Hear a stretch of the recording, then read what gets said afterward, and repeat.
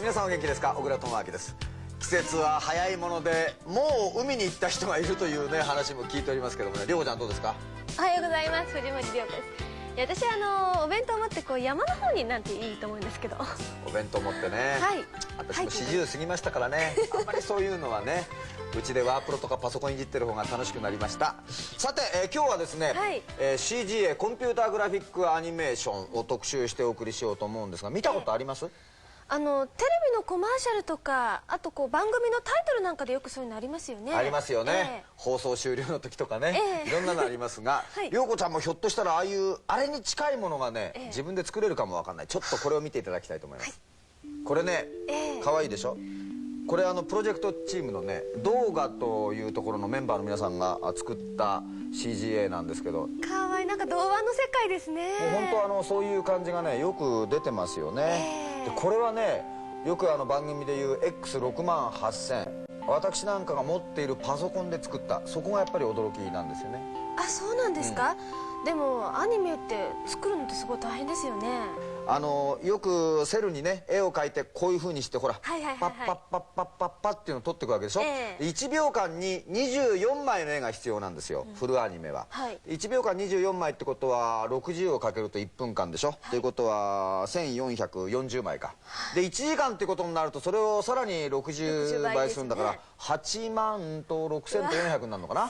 そのぐらいの枚数が必要になるっていうことは、時間もかかればスタッフの人数もうわーっといなきゃダメだし、だって手塚治虫さんが火の鳥を描いた時なんて何人スタッフがいたか分かんないってくらい大勢いらしたわけでしょ。それにお金もかかるわけですよね。それをやっぱりそのパソコンでやっちゃおうっていうわけですからね、この辺が注目に値するんじゃないかなと思います。そこで今日の納得塾は CGA コンピューターグラフィックアニメーションにトライしてみたいと思います。そして、解体新書ですが、いつものお二人、高橋さんと山下さんは何でしょうかね。お二人いかがですか。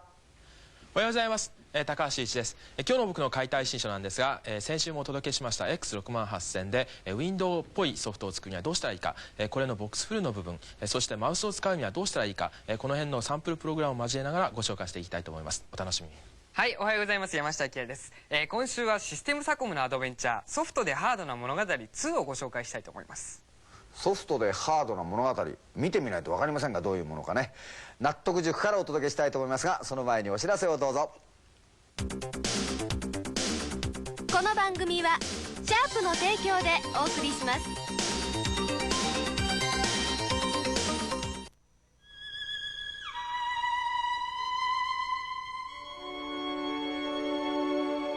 お父さんに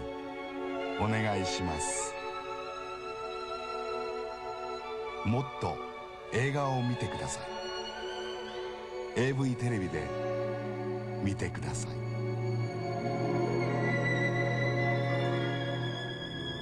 ザ・ AV テレビウィリングシャープ。小倉智昭の納得塾。さてお待たせいたしました。今週の納得塾ですがね、イエーイこのぐらいのノリでやん、いやこのぐらいのノリでやんないとダメ。今日の2人のゲストは若いのプロジェクトチーム動画の小林くんと田口くんです。おはようございます。おはようございます。小林くんはいくつですか今。22です。22。パソコン始めて何年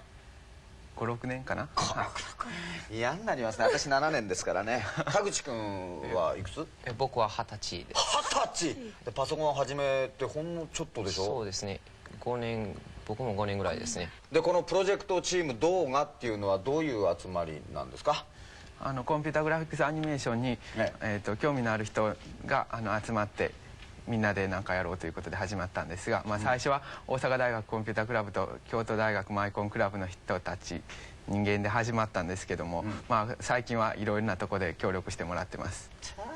大阪大学と京都大学ですね。すごいですね。獨協大学の卒業生の私は太刀打ちできるわけが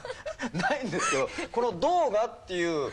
プロジェクトチームの名前はどこから来たんですか？いや、一応 Do グラフィックアニメーションの略っていうことなんですけど、あと一応動画に引っ掛けて一応動画っていう名前にしたんですけど。なるほどね。ということでね、若い割には喋り方はちょっとおじんくさいですが今日の納得塾のテーマはパソコンは夢を可能にするツールだということでですね、先ほど見ていただいたアニメのツールについて話していこうかなと思いますが、早速ですねこの CGA ツールでどうやってアニメを作っていくのか田口君に説明してもらいたいんですけど、かっこいいかっこいい CGA システム動画動画 CGA システムはこのようにコマンドおよびデータファイルを全てオリジナルの Windows システム上で管理します。マウス一つで簡単に操作できますので、このシステム上から簡単にアニメーションが作ることができます。ということで一番最初に何からやり出すのか。まず一番最初に、物体の形をデザインする CAD というツールを行います。これ4分割になってますが、これはどういうことなんだろう。これが物体を上から見た図で、これが横から見た図で、これが正面から見た図です。またこちらは透視図となっています。なるほどね。また物体はこのようにリアルタイムに回転しますので、実際に作ったものをこう見るのが非常に分かりやすくなります。はい、これ上と横とっていうふうにおっしゃってたけども、ということはこれ 3D になってるわけですよね。はい。実に単純なことを聞きますが、一つの絵を設定してやって入力をしてやると、上から見たところとか横から見たところとか自動的にこれは出てくる。はい、そうです。自動的に制作するようになってます。アニメはだって手書きのアニメは全部描くんですからね。そうですよね。横から見たところは横の絵を描くんですからね。この辺が画期的。はい、これはこれは動きのデザインを決定するツールです。まずこれが物体を上から見た図で、これが横から見た図です。はい、これが視点で、これが視野になっています。そこに物体を表示することによって、どのような画面が見えるかっていうのが、こちらの画面に表示されます。なるほどね。でこれを動かすでしょ。そうですね。まず動きのデザインと色のデザインと形のデザインが終わったら、今度は動画を作るツールに引き渡します。はい、だいたいこれ物体一つが100個の面からなってますけれども、だいたいこれで今ご覧になったぐらいのスピードで表示できるようになっています。今ここに現れてる映像ってのはこれは何を意味してるんでしょう。これはですね、アニメでいうところの1枚ずつの動画ですね。これを連続に、何枚か書いておいて、それを連続で再生することによってアニメーションを行います。なるほど。それを実際にどういう状況に見えるか。そうするとさっきの途中で瞬間的にこういうパパッとこういう、ここだ、ここがさっきの絵だ。なるほどね。大変早いし、そのままそうするとビデオカメラだとかビデオに落としてやれば。そうですね。実際にリアルタイムで動いてますので、直接家庭の VTR につないでいただいたら、コマ撮りの必要なくビデオに落とすことができます。でこれがなんで動くのかと、ね、そうですよね。分かりましたよ、動くのは。さっきの絵が動くのは分かった。なんでこれは動くんですか。従来のソフトっていうのは、1枚の何枚かの静止画をメモリー上に置いておいて、それを紙芝居みたいに切り替えることによってアニメーションをするという方法と、あと実際にリアルタイムで描きながら表示するっていう2つの方法があったんですけれども、パーソナルコンピューターでやるにはどちらも不向きなので、我々としては実際に絵を圧縮して、それをメモリー上に置いておいて、それを高速で展開しながら切り替えるという方式によってアニメーションを行っています。分かる人は分かったと思うんだよな今の説明で。で今までね、お二人はこれでこのツールを使ってアニメを作られてるってのは皆さん分かったと思うんですが、このツールを作ったのもこの人たちなんですよ。だから僕は大変なご苦労があったんじゃないかなと思うんですが、どうですか小林君、その辺なんでこういうものが生まれたんですか。これが生まれる前にちょうど僕がコンピュータークラブ入った頃なんですけども、その頃に P レポートっていう8ミリの自主制作の映画作ってまして、実写と CG と合わせたような映画を作ろうとしたんですね。でコンピュータ使って、パソコンなんですけども、それで計算させて8ミリですからコマ撮りできますから、真っ暗な部屋でそのディスプレイに8ミリ向けといて、それで、計算が終われば1コマカチッと撮って、でまたしばらくぼーっと待って、また1コマカチッと撮ってというのをずっと暗い中でこもって、8時間か9時間かすると1カット10秒ぐらいのカットができるという。そのぐらいの根性がなかったらできなかったんですが、もうそれ以上根性が続きませんでしたんで、それで次からはもっと楽にしようということで、映画の制作はちょっとやめといて、CG のシステムの作るって、今のプログラムみたいなのを作ろうということで始めたんですけどね。やっぱりそれだけの努力とね、ものの発想っていうのがあったと思うんで、素晴らしいなと思うんですが、でこの動画っていうのは今現在はどういう活動をしてるのかしら。動画本来その CG を流行らそうというか、みんなにやってもらおうとか、そういうことを考えて作りましたから、今のシステムの開発だけじゃなくて、できたものを使って実際の映像 CG の作品作ろうとか、それをいろんなとこに見せて PR 活動もしてます。結構皆さん楽しそうにやってるんですけど、それが近い将来実益となってね、非常に有効に彼らの人生をうまい具合に変えるんじゃないかななんて僕は思いますけどね。素晴らしいね。そこで動画の他のスタッフの方にもちょっとお話を伺ってきましたのでご覧ください。大阪大学コンピュータークラブの2回生とプロジェクトに参加したばかりの1回生に現在の活動やプロジェクト参加の理由などを伺いました。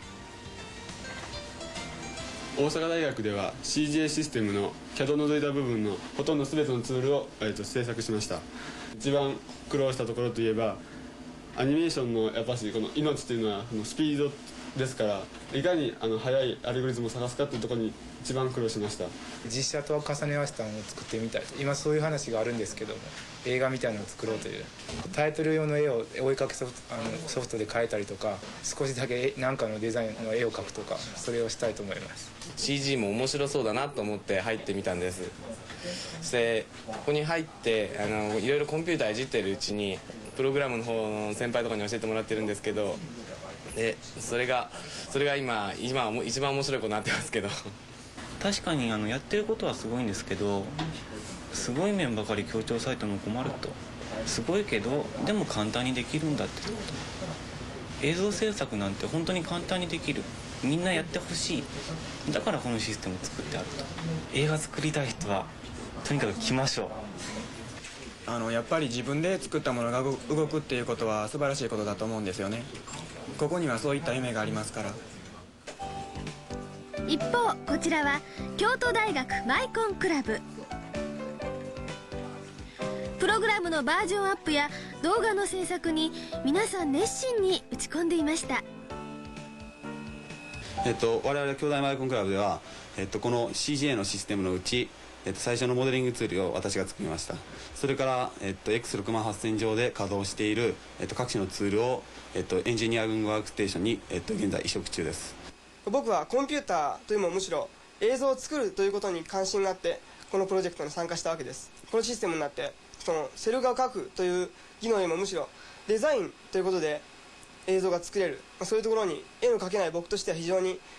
ありがたいものがあった。プロジェクトチーム動画としての新しい試みとして京大ではこのようなコンピューターの画像絵に 2D の手で描いたものを入力するというプログラムを作っています。それが完成すればもっと人間味のある画像が描けるかと思いますので、もっと映像表現が広がるかと思っております。我々京大マイコンクラブとしては今後我々の目玉である CAD のさらなる拡張、それからテロッパーなどの、文字編集などの機能の追加や、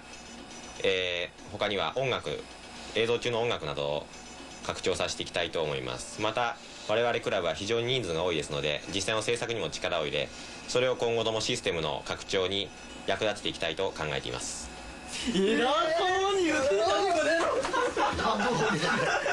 半分本気だろ。でああいうふうに大学生が集まって結構面白い連中がいて言いたいこと言ってるんだけど、それなりの面白さっていうかメリットがあるわけでしょ。どうですか小林さん。そうですね、いろんな人間がいますから、まあ面白い人間と言われたらそうなんですけども、まあプログラマーもいますし、映像を作りたいって言って入ってきたやつもいますし、それから企画屋っていうかなんか面白いことしようというかイベントやろうとかそんなこと考えてる者もいますから、そういうちょっと変わった人間というかでいろんな種類の人間が集まってそれに自分たちがやりたいことに応じて、適当に動いていりゃ何かできるというか、そういう気がしますね。さっきのうわーっての分かったでしょ。ああいうノリでねこういうツールもできていくっていうところがね、僕はいいなと思うんですけど、りょうこちゃんなんかどうですか。こういうのやってみたいでしょ。このソフトは動画の人じゃないと使えないんですか？いや、そんなことはありません。このソフトは映像を制作したいっていう人に広く使ってもらいたいっていうことで、また我々としても、営利団体ではないので、できればカンパと実費程度で8月ぐらいに配布したいとは考えてます。そこまでね自分がやってみたいっていうふうに思うようになったのはこのパソコンサンデーの中であなたは成長したんだね。こういう若い人を見るとやっぱり刺激受けるでしょ。僕なんかたまりませんもん、こういう若い人たちにこういうものをパッとね、見せつけられるとすげえなと思っちゃうんですが、自分でね作ってどんどん開発をして、でそれに自分がタッチしていってさらにそれを広げていくわけでしょ。素晴らしいことじゃありませんか。夢を可能にするツール、パソコンは魔法の機械なんてことを昔はよく言ったんですが、魔法っていうのはちちんぷいぷいでできるんです。パソコンはちちんぷいぷいじゃできません。やっぱり自分たちが夢を持ってね、それを実現するために頭を働かせるマシンだなと思うんですが、小林君、田口君、今日はどうもありがとうございました。これからも頑張ってください。ありがとうございました。さて、後半は今のお二人がそのまんま成長して3、4年経ったという高橋君と山下君の登場です。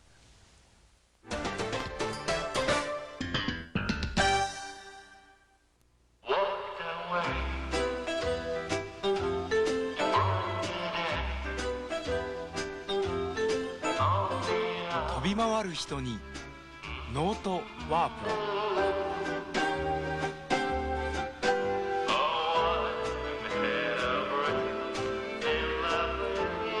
スケジュールや住所録も管理できるノートワープロ。 Beware シャープ。7カ国語会格言集国語辞典に英和辞書、電話帳住所録、占いカード、これもカード、これもカード、これもカード、これもカード、これもカード。続々 IC カード、続々面白い電子システム手帳、続々 Beware シャープ。パソコン解体新書。さてお待たせいたしました。パソコンサンデー、続いてのコーナーはパソコン解体新書です。まずは高橋さんお願いします。はい、今日の僕の解体新書なんですけれども、先週からお届けしています X68000 で Windows っぽいプログラムを作るにはどうしたらいいか、これについて、続きの部分をご説明していきたいと思います。今日はもうちょっと簡単な部分でこの、ボックスフルの部分、そしてあとマウスが、必要ですけれども、その部分どういうふうにしてプログラムを作ればいいか、その辺のところをやっていきたいと思います。今のボックスフルの処理はどういうふうになってるかというふうなところを、お見せしていきたいと思うんですけれども、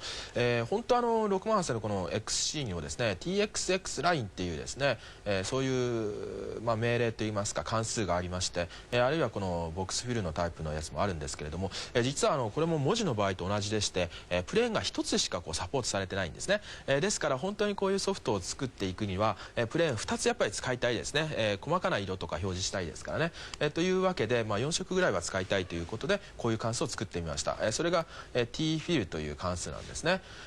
それを利用するためにですね、構造体の、X ライン PTR という、タイプのですね、XP という変数を宣言してるんですね。これをこの中で使っていくんですけれども、この tfill っていう関数は、X 座標 Y 座標ですね、左上のところ、そして XX っていうのはこの長さですね。YY も長さ Y 軸方向、C は色ということなんですけど、この色の部分が普通ですとできないね、利用できないということなんですが、これは利用できるようにしたということです。で下の方はどういうふうになってますかというと、最初に X 座標っていうのをこの先ほどの構造体の XP っていうこの変数に代入するわけですね。その次に Y 座標も代入して、それからもう X の長さっていうのも代入してしまうわけです。そして横に一列パッと線を引くという処理を、上から下に向かってずっと行っていくっていうことなんですけれども、それがこの、フォワイルループということなんですね。YY というのをこの、後でマイナスしながらですからね、ずっとやっていくわけなんですけれども、その中で何をやってるかっていうと、アクセスページに0をセットして、そして色のそのビットですね、カラー1とかカラー3の時には 0xFFFF っていうラインスタイル、そうでない時は0ということですから、消すですね、こっちの方はつけるということをやって、それを TXX ラインっていうので横にパッと線を引く、これをプレーン0とプレーン1と同じように実行して、それで X 座標っていいますか、この Y の方ですね、Y 座標をプラス1して、それをこの Y の長さだけ実行する、繰り返し行うということで、さっきやったようなですね、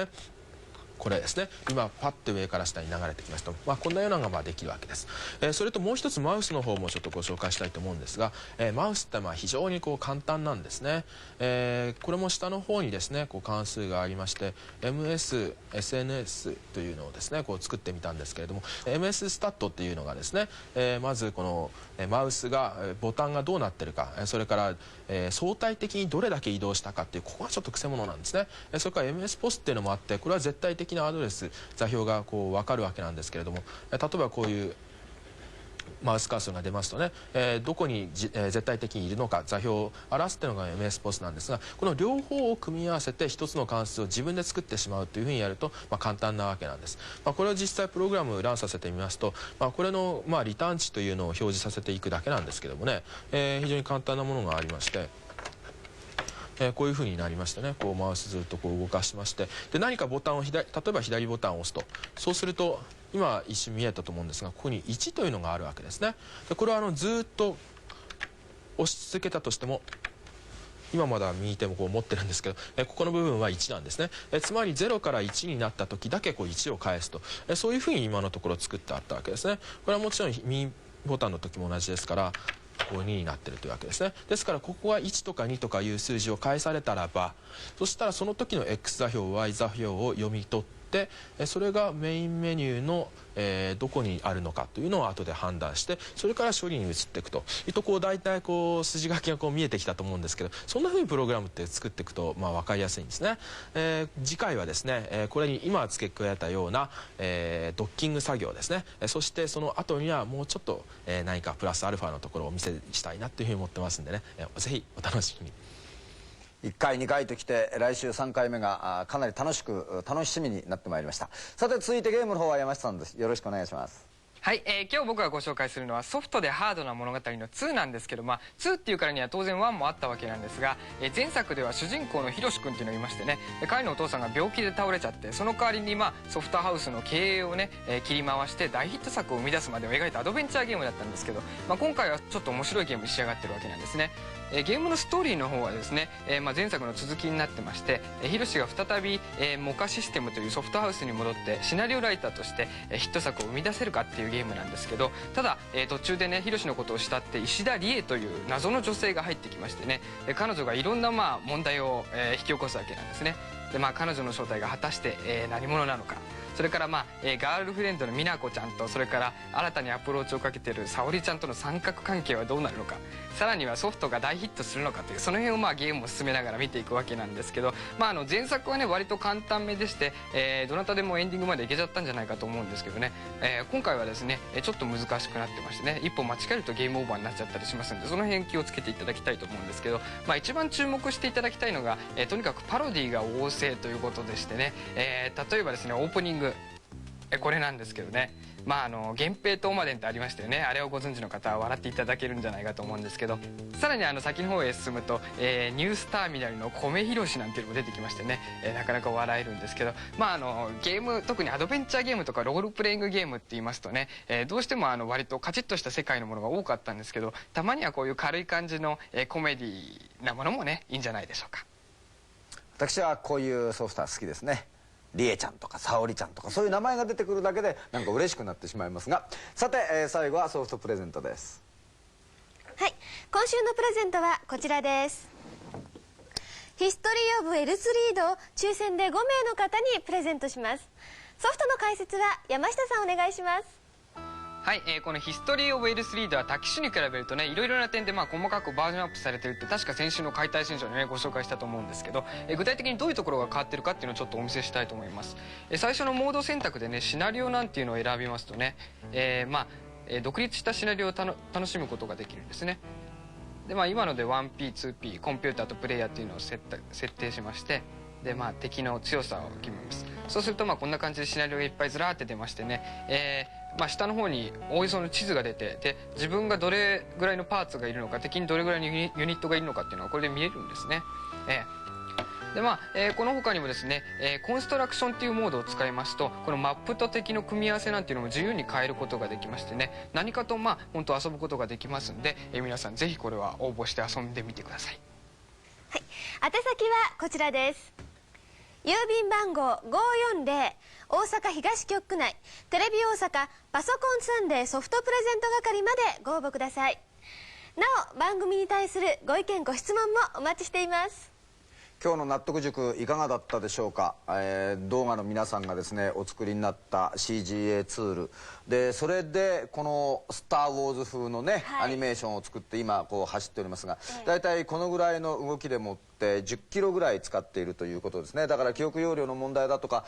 パソコンでね作るにはいろいろな、これからの問題点もあろうかと思いますけど、でも 68K を普段お使いになっている方だとこのスムーズな絵の動きとかね、速さとかびっくりなさったんじゃないかなと思うんです。パソコンは魔法の小箱じゃありませんけれどもね、夢と現実のギャップを埋めてくれるツールだなと私は改めて実感いたしました。でその夢のきっかけがね、こういうアニメーションであってもいいし、私なんか今音楽に凝ってましてね、本当前も言いましたけども、鬼太郎になりたいと思ってね、今一生懸命いろんなことやってるんですよ。なかなか鬼太郎までいけませんね。与太郎がいいところかも分かりませんけれども、なんかやりたい人積極的にアタックをしてみてはいかがでしょうか。さて、来週はですね個人のデータベースというものをちょっと考えてみたいと思いますが、個人でいろいろデータベースを作っている方などをご紹介していきたいと思います。それではまた来週お会いしましょう。今日はこの辺でごきげんよう。さよなら。さよなら。